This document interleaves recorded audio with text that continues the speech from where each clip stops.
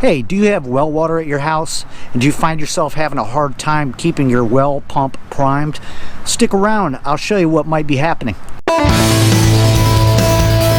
Hey guys, welcome to Tailgate Tuesday edition of Plumbing with Tim.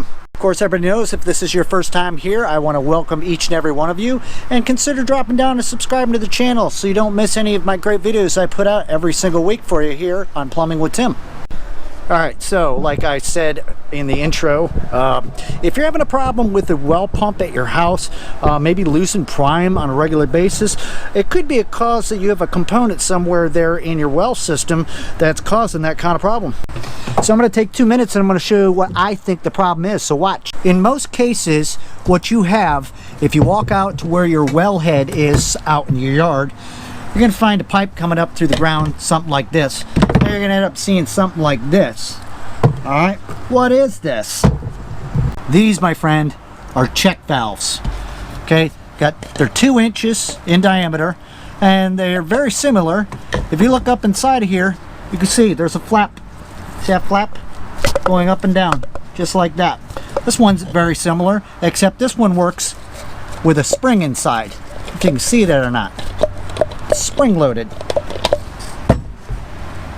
Now if you were to go outside to where your wellhead is coming up out of the ground, chances are pretty good you're going to end up seeing the check valve sitting in here. Okay, so what happens is your pump kicks on in your home or wherever it is, and it draws water up out of your well through this check valve, allowing that flap to open, and takes it into the home and supplies your house with your well water. Now once the pump cuts off, that water tends to want to siphon itself back down into the hole.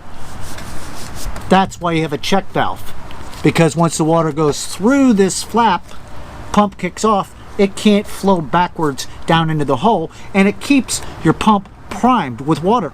Now you can see these check valves in all different sizes and shapes. Some come in brass even, but they're essential to have in line when it comes to a well system, especially if you're drawing off of a shallow well.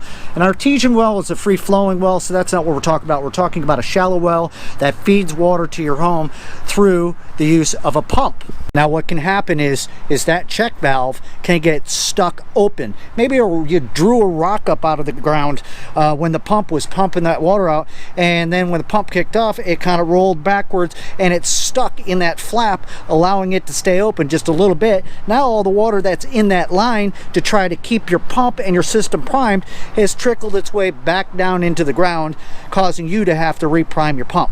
I by no means am a well specialist. That's why there are those kind of guys that do that and they get paid that kind of money. But I do know a little bit about how the system works and stuff. So remember that if you're having a well pump that is having a hard time keeping a prime, this would be the first thing that I took a look at and stuff, all right? If you don't feel comfortable doing it, call yourself a licensed plumber or a well specialist to come out and diagnose that and take care of that, and it could save you a whole big headache in the end.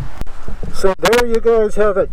A little bit about check valves and ways where you can kind of troubleshoot and diagnose why your well pump at your home may not stay primed and you're having an issue, and every time that you want to get the thing up and going again, you're finding yourself having to pour a bunch of water in there for it to pick its prime back up. What a pain in the butt.